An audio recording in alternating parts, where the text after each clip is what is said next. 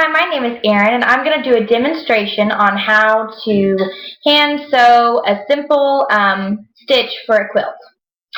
Alright, we might call this a pioneer quilt, and in the pioneer days, if you wanted to make a quilt, you might even use maybe your favorite dress that you'd outgrown, or we talked about it before in pioneer classes where they were going on the Oregon Trail, and they couldn't take the grandmother's wedding gown, so the mother would take it and she would cut it up into squares, and she would make the wedding gown into a quilt.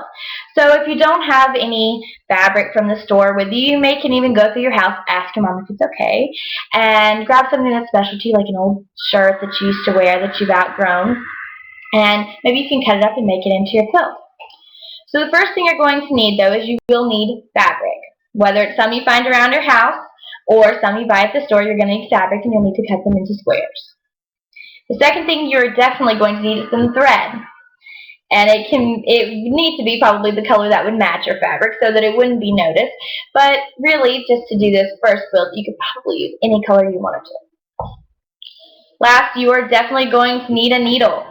Now, the needle is, this needle is different. You have different kinds of needles. You have your sewing machine needles, and then you have needles you would use to hand sew. You also have needles for like embroidery and such. This would be a hand sewing needle, and the thing that's different about it than a sewing machine needle is that the eye of the needle is at the very top up here, and on a sewing machine it would be at the bottom near the point. So if you have a needle that has the eye of it, which is the little hole, right at the bottom near the point, you have one for a sewing machine, and you're not going to be able to hand sew with that.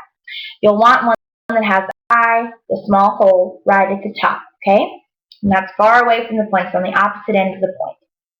And the first thing that you're going to do is you'll want to take your thread, and you'll want to have it about 18 inches. It's a good length for the thread.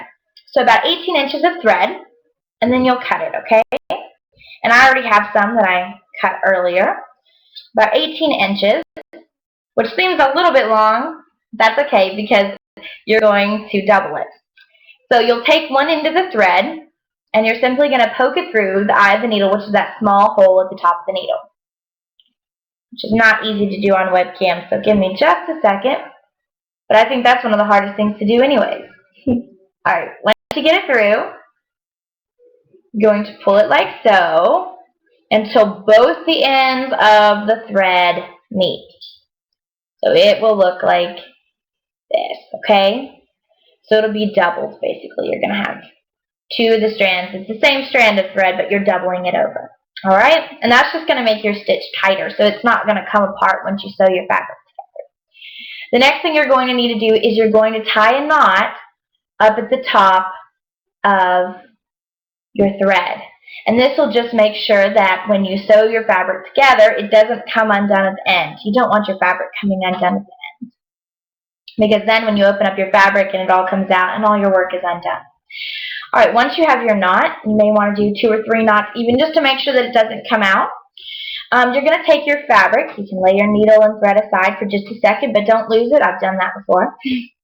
Alright, you take your fabric, and you don't want to have your seam on the outside where everyone else can see it. You want to just be able to see the pretty fabric on the outside. So what you're going to have to do is take your fabric squares and place the pretty sides or the right sides together.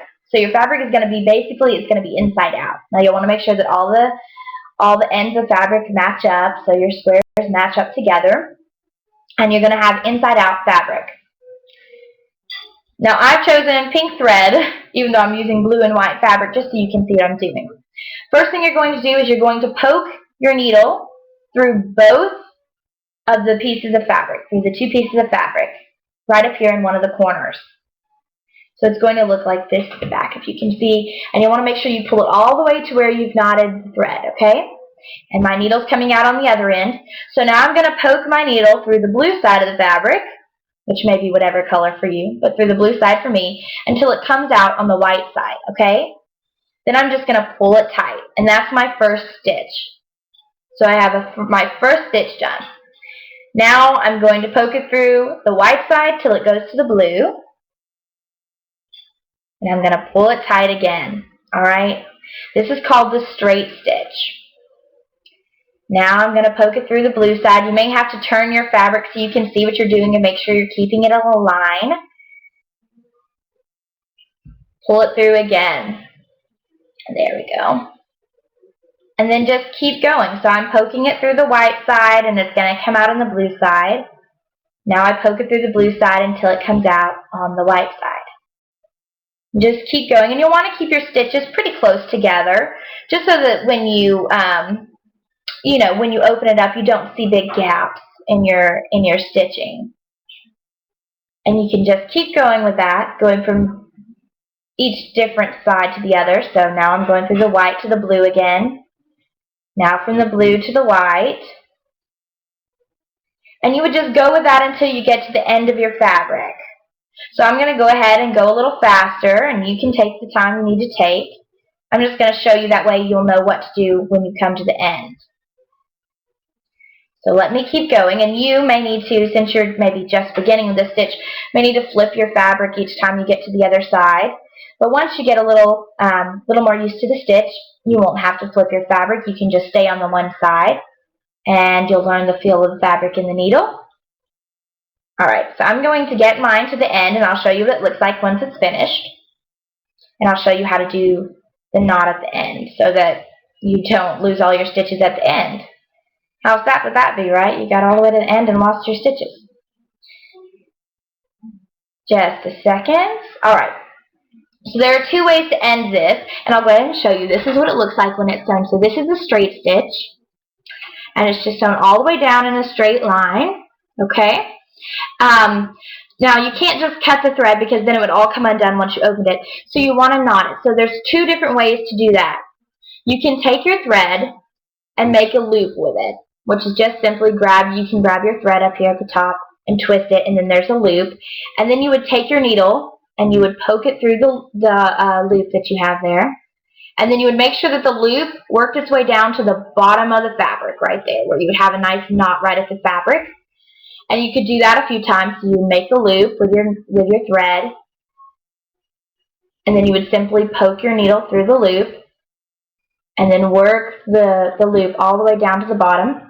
Or if you couldn't get that, because that may be a little difficult, all you would have to do is poke your needle through both the sides of the fabric again, in and out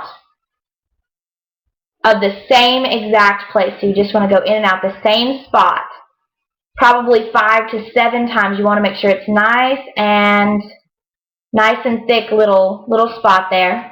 Just go in and out, and you should see it all bunched together. And that would be also another way to knot it. And then you could just take it and you could cut your thread. So there we go. That's how you would do this stitch. And then this, when you open it, you'll see the beautiful sides. The pretty side is together, okay? And it nice and firm there. It's not going to come undone. Now the way you would keep adding on to your quilt is you would simply take the next square you have. You would put it on either end. If you wanted to do it over here, it doesn't matter. And you would put the pretty sides together or the right sides together, and you would be, yet again, it would look inside out. You would begin the whole process again. Thread your needle, tie a knot at the end, start going in and out all the way until you get to the end, tie another knot, and then you could open it up. And once you wanted to, if you wanted to start building on it, you would simply take it up here, and you could do it, and you would start going maybe at the top this time of it, and you could start making a square. Okay? So good luck with your quilting, and I hope you have a wonderful time. Sewing is so much fun, and it's a very useful skill. You can do it for all sorts of things, to mend things, to hem things, and to make fun pioneer quilts.